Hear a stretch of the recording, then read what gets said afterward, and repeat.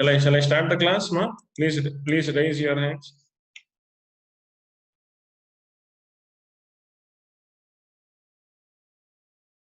Okay. Right.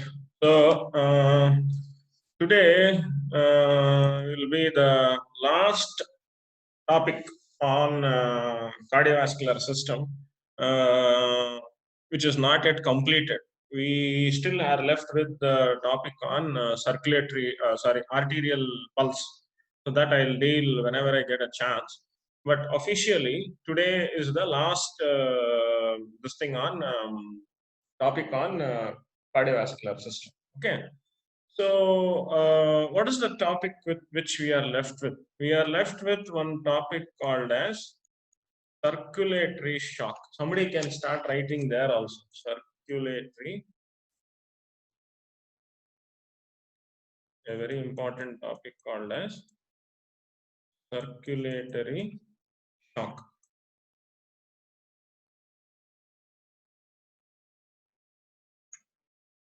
Okay.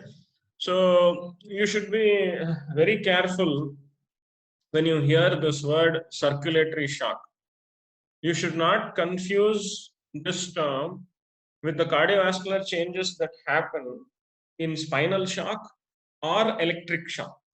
They are two different things. Okay, so when a person has an electric shock, some changes sometimes or most of the times it may affect the electrical activity of the heart also, and then you have some changes. That is different. Circulatory shock affecting the cardiovascular system. Or a patient has spinal shock. So when a patient has spinal injury, for some time there will be no activity going on in the spinal cord. A period of inactivity is there. That is also called as spinal shock. That is different. Okay.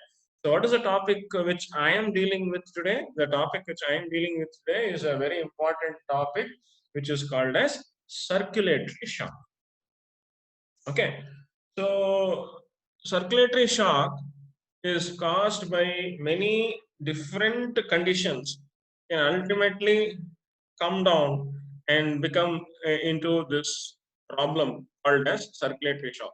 So there are many diverse situations, diverse clinical causes which can present as this condition called as circulatory shock. Then what is common to all these diverse conditions which are presenting as this condition called as circulatory shock? How will we define circulatory shock?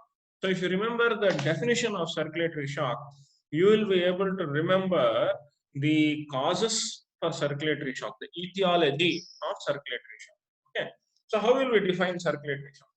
So circulatory shock is defined as a condition which is characterized by decreased tissue perfusion, a condition which is characterized by decreased tissue perfusion. I think somebody can write the definition here.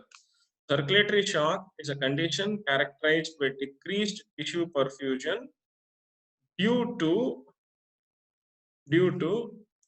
an absolute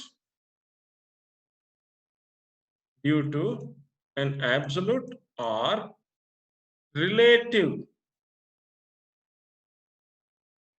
decrease in the cardiac output. Yeah, circulatory shock is a condition which is characterized by decreased tissue perfusion. And what is the cause for the decreased tissue perfusion? It is due to an absolute or relative decrease in the cardiac output. Okay. So you have to understand some terms here in the definition of circulatory shock. So what are the terms you have to understand? First, you have to know and understand what do you understand? What is the meaning of this word perfusion? What do you mean by perfusion?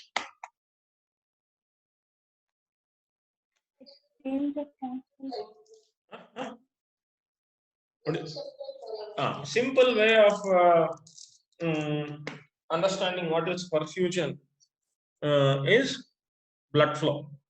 How much blood is actually passing through an organ, that we call it as blood flow. So What is common to the many different types of condition which can cause circulatory shock? There is a decrease in blood flow to the tissues. And what is the cause for the decrease in the blood flow to the tissues? It is a decrease in cardiac output. Yeah, it is a decrease in the cardiac output. And you remember that the decrease in cardiac output may be an absolute decrease, means an actual decrease. The normal value is 5 liters. So it is less than that 5 liters. And then we call it as an absolute decrease in the cardiac output. Or what is the other word which is there in the definition? Relative decrease, means cardiac output is normal, or even it may be a little high also. But for the metabolic condition of the person, it is not enough. Say a person with very, or a person with hyperthyroidism, the cardiac output will be very high, but still it may not be enough because the blood flow is not meeting the metabolic demands, high metabolic demands of the tissues. Okay, so I repeat, circulatory shock can be caused due to many causes. Ultimately, all causes will cause a decrease in tissue perfusion due to an absolute or relative decrease in the cardiac output. This you have to understand. Next, you have to understand the classification of shock. Yeah. So, how do we classify this condition called as circulatory shock? So, circulatory shock can be classified on the basis of circulatory shock can be classified on the basis of etiology, the cause. Okay. So before we try to attempt a classification of circulatory shock, first you have to understand that if blood has to flow to any organ or tissue, there are some criteria which should be met. One is the pumping activity should be good. Pumping activity of what? Pumping activity of heart should be good. Okay, the pumping of activity of the heart should be. Next is the vessels diameter or volume should be normal. Vessels ante enti ikkada blood vessels. Okay. The third thing is the fluid which is filling this cardiovascular system. What is the fluid which fills the heart and the blood vessels? Blood. The blood volume should be normal. Okay. And also, there should not be any major thing which is obstructing the flow of blood in the lungs or in the heart. Should not have any major obstruction, any disease process which is causing a major obstruction. So there should be no obstruction, no major obstruction.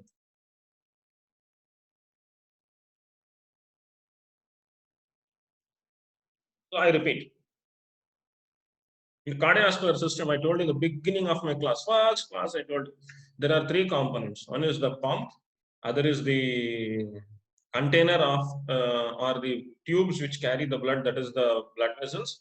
And the third is the fluid which is filling the heart and the blood vessels. All three must be normal. The pumping activity of the heart must be normal. The fluid which is filling this must be normal, and the size of the blood vessels also must be normal. I'm also including one more factor here. What is the fourth factor I have included here? There should not be any major obstruction. Okay, so there should not be any major obstruction to the flow of blood in the cardiovascular system. So you understood these points. If you understood these points, it becomes easy for us to understand the basis for the etiological classification of circulatory shock. Okay, so this is classification based on the cause, condition or diseases that can cause the shock. So there are four major types of circulatory shock. What are the four major types of circulatory shock? hypovolemic shock, distributive shock, cardiogenic shock, obstructive shock. So I repeat, the hypovolemic shock, distributive shock, cardiogenic shock, obstructive shock. So what is the basis for this division? Hypovolemic shock.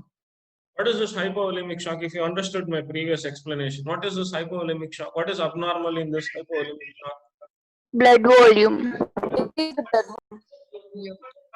The volume of blood is decreased. The volume of blood which is filling the blood vessels and the heart has decreased. The pumping activity of the heart is normal.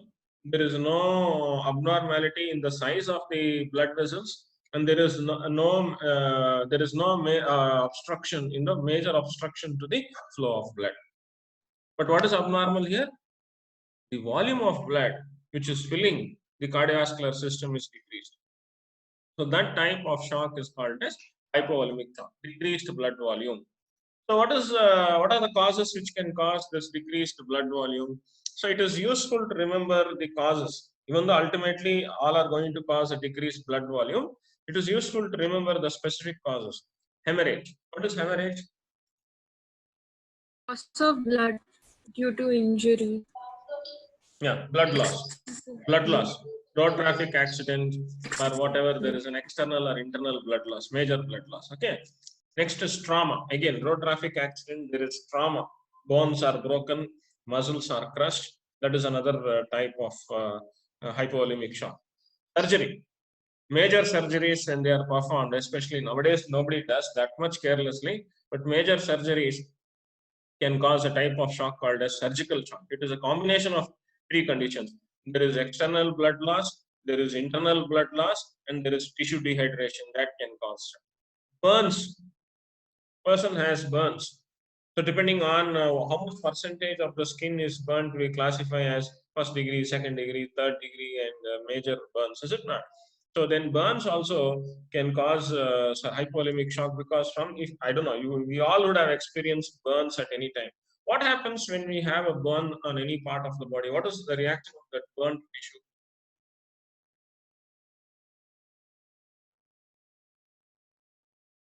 Just think back. Have you seen any person with burns, or any time you have experienced any minor burns? What happens? What is the reaction of the tissue when it is burned? Hello? Shrinkage of tissue. Simple answer. I'm looking for a simple answer. Dehydration. Hmm? Yeah, you're correct. Tissue which is burned, what happens Dehydration. from that tissue? Dehydration. No, with regards to the fluid, Plasma is lost. continuously from that burnt area, fluid is leaking out. Yeah, continuously from the area which is burned, fluid keeps leaking out. Okay, so that is mainly the plasma proteins, and the plasma and plasma proteins keep leaking out. Okay, so burns, especially extensive burns, is a major cause of fluid loss. And then another very common cause for hypovolemia, vomiting and diarrhea. Excessive vomiting and diarrhea can cause fluid loss, and if it is not treated very quickly, it can cause hypovolemic shock. But the point to be remembered is, in a patient who is having extensive vomiting and diarrhea, there is loss of both the fluid and electrolytes. There is loss of both the fluid and electrolytes. Okay, so whatever it is, whether it is hemorrhage, trauma, surgery, or burns, or excessive fluid loss due to vomiting and diarrhea, ultimately the net effect is there is a decrease in blood volume, and that can cause a type of shock called as hypovolemic shock. Then we have a second type of shock, which is called as distributive shock. This distributive shock, it is also called as vasogenic shock or low resistance shock. So what is happening in this distributive shock? The heart pumping activity is normal. The volume of blood is normal. there is no major obstruction to the flow of blood. Then what has happened?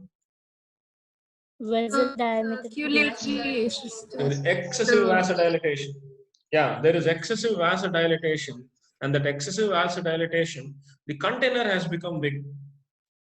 The container which is holding the blood, what should have been a normal size, that normal size container, that is becoming big.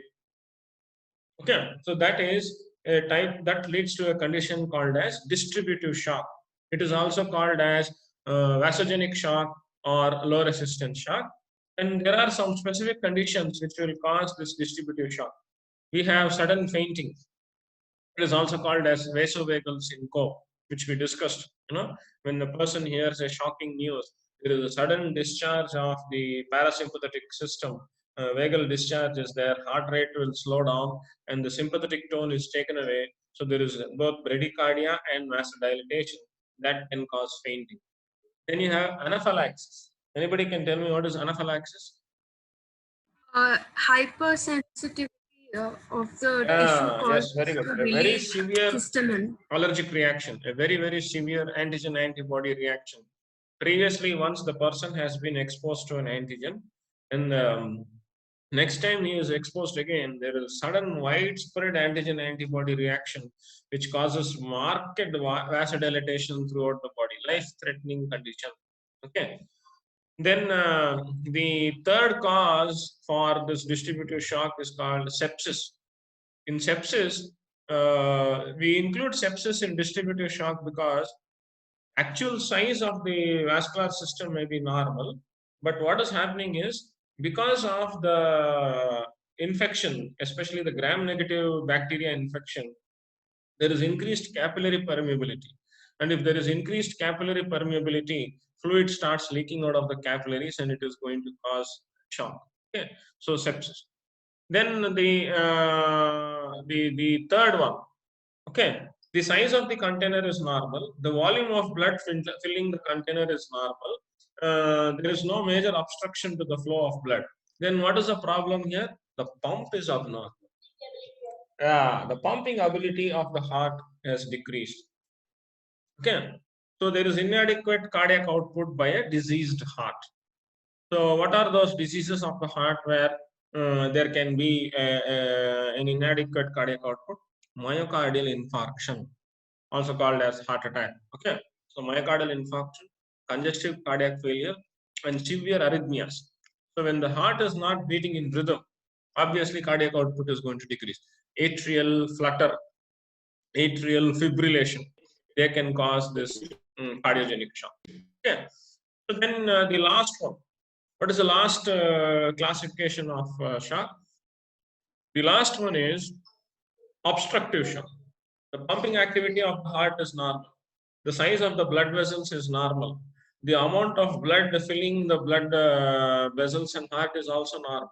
Then where is the problem? The problem is there is some major obstruction to the flow of blood, mainly in the lungs and in the heart. So what are those things, the conditions which can cause a sudden obstruction in the flow of blood? Tension pneumothorax. There is one condition called as tension pneumothorax. What is pneumothorax? Air present in the pleural cavity, excessive air, accumulation of air. What is pneumothorax?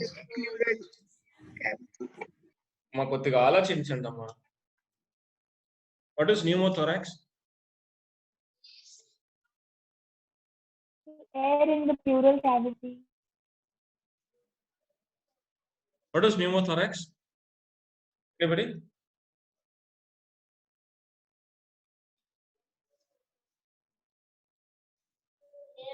Air in the pleural cavity. Yeah. Presence of air in the pleural cavity. Can you just tell it again? Accumulation of air in the pleural cavity is called as pneumothorax. But what is written here? It is just not pneumothorax. No, what is written here? Tension pneumothorax. Tension pneumothorax. So this tension pneumothorax happens when in an asthmatic or in patients with emphysema, where suddenly the lung ruptures. Lung ruptures into the pleural cavity. So air from the pleural cavity starts entering into the lungs, into the pleural cavity. Air from the lungs starts entering into the pleural cavity. And there is when the rupture happens, a flap of the lung tissue is there, which starts functioning like a one-way valve. It will allow air to enter into the pleural cavity, but it will not allow the air to come back from the pleural cavity into the lungs. So then you have a situation called as tension pneumothorax. Air will just keep going. Every time the person breathes, air enters into the lungs. Because of the rupture from the lungs, it will enter into the pleural cavity. Lot of air starts accumulating, and then air goes on entering into the pleural cavity. It is not coming out. Okay, so that is called as a tension pneumothorax. Common sense question.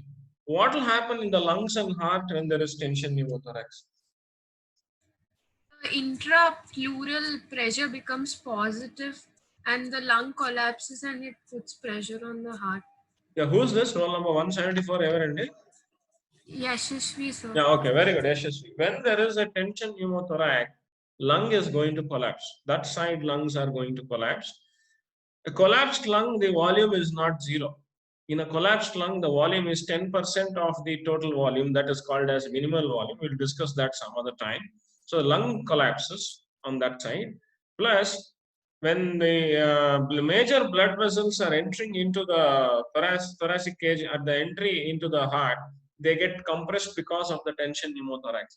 The pulmonary veins, inferior vena cava, superior vena cava, they can get compressed because of the tension pneumothorax, sudden buildup of pressure inside the thoracic cavity, and that will cause a major obstruction to the flow of blood, and it can cause a hypovolemic shock, or it can cause a circulatory shock. Okay, so tension pneumothorax is a medical emergency. Okay, it's a medical emergency. What you will do in tension pneumothorax? Common sense question. What is the cause for the tension pneumothorax? No, it is just not air in the pleural cavity, is it not? It is air entering into the pleural cavity but not able to come out from the pleural cavity into the lungs. So what you have to do? Huh?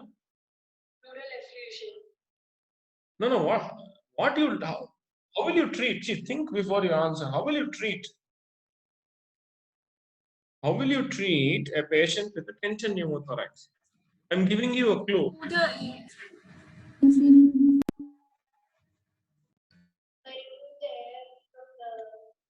Very good. Datrisa, you have to remove the air. Whatever air is there in the pleural cavity, you have to remove it. Okay. So how you will remove the air? You will just take a wide cannula at one point. I'm not sure about that anatomical location, taking care that you are not injuring the heart and other important structures in the intercostal space.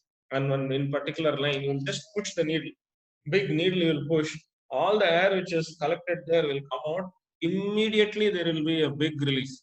So before you do all that, you have to confirm that it is a tension pneumothorax. Okay? So if you do a percussion in tension pneumothorax, you will get a hyperresonant note, and that will tell you on that side the tension pneumothorax is there. Okay? So anyway, so tension pneumothorax, lung ruptures, air starts entering into the pleural cavity, one-way entry, goes on entering, not able to come out because of a valve which is formed by the ruptured lung tissue. So because of this, lungs will collapse and the major arteries, blood vessels are going to be obstructed. Okay. So that will cause this circulatory shock. Simple procedure. Once you are damn sure of the diagnosis, whichever side you feel that tension pneumothorax is there, you take a big needle cannula, 18-bore cannula, just put it, see, making sure you're not damaging any major structures. Whatever air has collected will come out. Okay. Then the next one is next cause for obstructive shock is pulmonary embolism. What is an emboli? Free moving thrombus is called as pulmonary embolism. Okay, so one big major emboli has formed in the pulmonary arteries or pulmonary veins. Mostly it will form in the arteries. That can cause a major obstruction. Okay, and very dangerous. In fact, nowadays we are seeing this pandemic, is it not? This COVID-19 pandemic. Some doctors are telling in the lungs there are microthrombi in the patients who have died. It's causing a hypercoagulable state where everywhere in the body the minute thrombi are forming. They come and in the lungs or lungs itself the thrombi are forming, and that is causing obstruction. Anyway, that is not related to our discussion. Then the third cause for any obstruction will be a cardiac tumor. Can anybody tell me a name of a tumor in the heart? Quite rare, but we do see nowadays. Atrial myxoma. There is one tumor in the heart called as an atrial myxoma, that if it is there at the openings of the valves obstructing that, it can cause obstructive shock. And the last one which is causing obstructive shock is the cardiac tamponade. What is this cardiac tamponade? It is very Compression of heart. Excess accumulation of fluid. fluid అంటే correct ఏం fluid అమ్మా? Serous fluid in the pericardial. No, it's not serous, ma. It's not serious. It is accumulation, sudden of large volumes of blood in the pleural cavity. What is the similarity between tension pneumothorax and cardiac tamponade? Compression of heart is occurring. No, in terms of etiology. No, in terms of etiology. What happened in tension pneumothorax? Lungs ruptured and air started entering into the pleural cavity. So what is cardiac tamponade?